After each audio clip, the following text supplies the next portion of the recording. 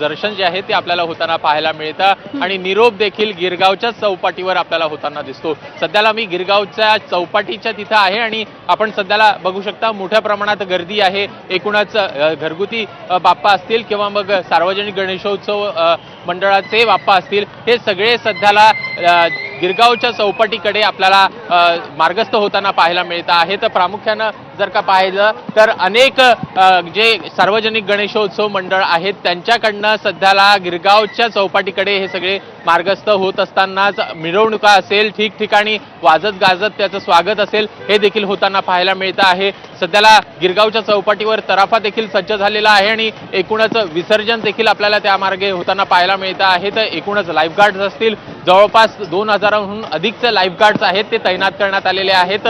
सोबतच जर अग्निशमन दल जर का पाहायचं ते देखील तैनात आहेत। 2 अग्निशमन दलाच्या गाड्या या इथं तैनात करण्यात आलेल्या आहेत। पोलिसांची देखील मोठ्या प्रमाणात कुमक आहेत। सीसीटीव्ही कॅमेरे असतील त्यांची नजर आहेत। बीएमसी कडनं करण्यात आलेल्या उपाययोजना असेल, अशा सगळ्या पूर्ण प्रशासनाकडनं संपूर्ण व्यवस्था आपल्याला इथं गिरगावच्या चौपाटीवर पाहायला मिळते आहे। आणि प्रामुख्याने सध्याला जर का पाहायचं तर तो काहीसा ओहोटीचा काळ आहे आणि त्यामुळेच जे मोठे सार्वजनिक गणेशोत्सव मंडळ आहेत ते काहीशे संत गतीनं आपल्याला गिरगावच्या चौपाटीकडे येताना दिसत आहेत।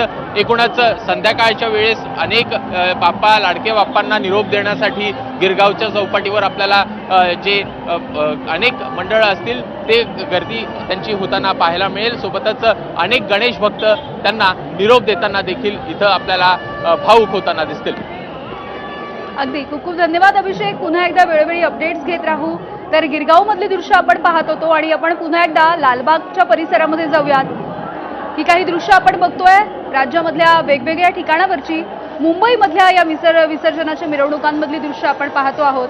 श्रॉफ बिल्डिंगच्या इथे आता गणपती बाप्पांच्या ज्या मूर्ती येत आहेत त्यांच्यावरती पुष्पवृष्टी केली जाते। दुसरीकडे पुण्यामधली दृश्य आपण बघतोय। नेहमीप्रमाणे अत्यंत पारंपरिक पद्धतीने ढोल ताशांच्या गजरामध्ये इथे गणपती बाप्पाला निरोप दिला जातो। तर तिकडे नाशिकमधली दृश्य आपण बघतोय, ज्या पद्धतीने गणपती बाप्पांच्या आगमनाच्या वेळेला वेगवेगळे देखावे साकार करण्यात आलेले होते, तशाच पद्धतीचे काही अवतार घेतलेली ही सगळी मंडळी आपल्याला नाशिकमधल्या या विसर्जनाच्या मिरवणुकांमध्ये दिसते आहे।